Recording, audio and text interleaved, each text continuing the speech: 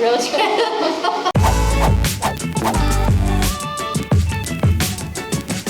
Hello everyone and welcome back to Mom's Doing Mom Things. Today we are going to talk about tips and tricks for road tripping with babies and kids. Oh, you guys, road trip season is among us. So spring and summer coming, and we actually just got back from a super fun family vacation where we drove. These guys flew, but me and my kids drove, and I feel like I have some tips that could help you out. So let's get into it. Okay.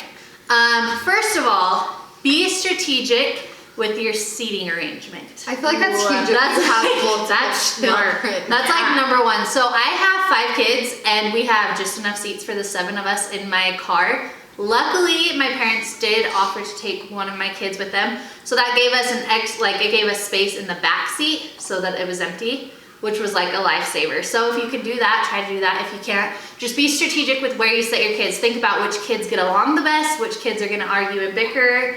Or even if the oldest is most helpful with the little one, Exactly. like you said that together. Well, and I actually sat my oldest in the middle row right behind me, because that way I could hand treats to him and then he could turn and distribute to the back row. So I'm not like chucking them to the back of the car trying to pass them out.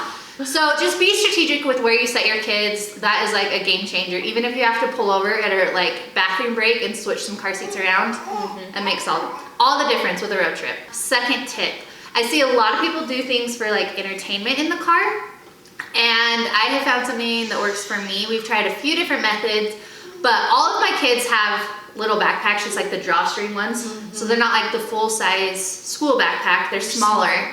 But I let each kid, the only one I helped was McKinley, put stuff in their bag to keep them busy in the road. I did check it though. I said, let me see what's in your bag, because I didn't just want them bringing.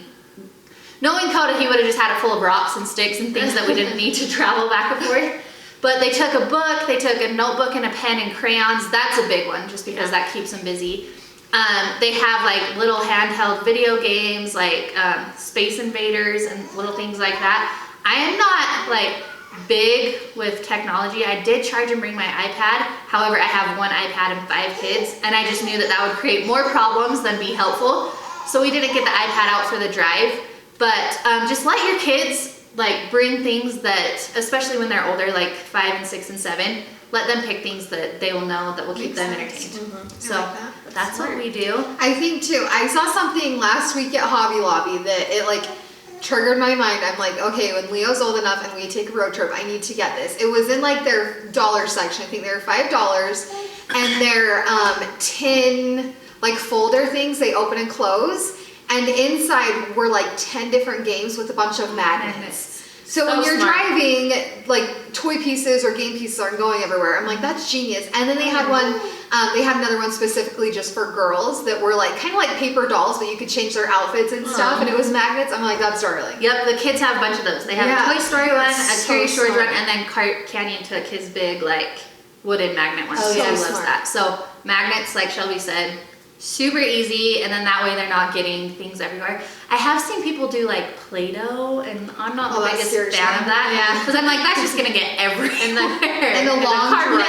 Yeah. So I tend to keep it things that are mess free. I don't even let them bring markers. They can bring crayons or a pencil. That's what they can bring to color, because I'm like, I just don't want the mess of markers or anything like that. So that's what we do entertainment wise, and then of course we stock up on the snacks. Yeah. Seriously, you guys, we get, and I try not to get just straight candy. So we get beef jerky, goldfish, wheat thins, trail mix, fruit snacks, things that you can just, every half hour, 45 minutes, here's another snack. Here's a piece of licorice, One thing I don't do though is I do not get any drinks for the kids. And I was just gonna ask about that. Yes, a lot of bathroom breaks. Yes. So my husband and I, we will each get a drink, and I always just have a giant ice water. So when we do stop for bathroom breaks, I will give all the kids a drink of my water, but I do not just let them hold a drink, because I'm like, they will have, especially my 4-year-old, will be on the road for 5 minutes and he'll be like, Mom, I have to potty. So I do not get drinks for the kids in the car.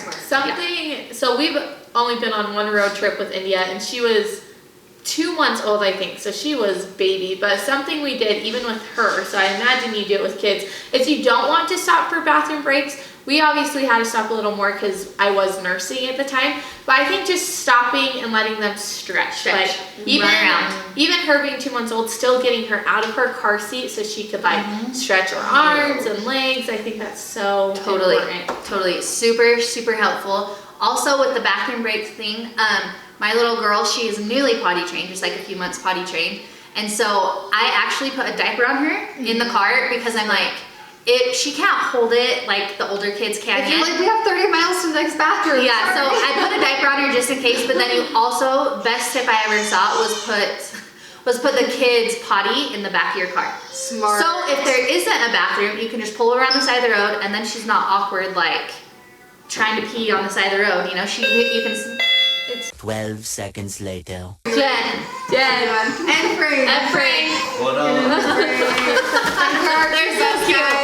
Okay, so what you do is you put a little toilet in the back of the car. That way you can just pull over on the side of the road if it's an emergency, and then she can sit on the potty. It doesn't feel weird like trying to squat on the side of the road. And I think too, me being a germaphobe, I'm like, even if there is a toilet, let's use your potty. Use that. Yeah, and then always Clorox wipes, like antibacterial wipes in the car. That way you can dump the potty out, wipe it all down, wipe off their hands, lots of hand sanitizer, you're good to go.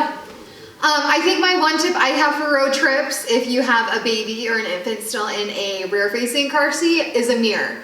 Because it is such a long drive that they want to be able to see things and see you, because Leo gets so annoyed in his car seat for long periods of time that the mirror, it's so awesome. So if you have a baby and going on a long drive, get a mirror. Hopefully you guys found these tips helpful. We tried to keep them like generic that anyone could do, like, so we're not telling you like put a movie on if you don't have a TV in your car, but we hope these tips helped you guys out. We hope that you have an awesome road trip this week. This year. And if you have any fun tips for road tripping, let us know, because we're definitely going on more. Yes. Okay, well thank you, and we will see you next time. Bye. Okay, go get her. That's stressful. Where's my phone? Go call Uncle Steve on my phone. Do you want my lipstick? Okay, go in there and I'll get it. She backs up slowly. Thinker bot. We'll share her one tip, I'll share a few tips. So this is We good? Yep. Okay. Should we do like a different pose of smiling? no, like what? I don't know. Real try. That was an awkward nervous laugh. That's an awkward nervous laugh. That's my sister's psycho laugh.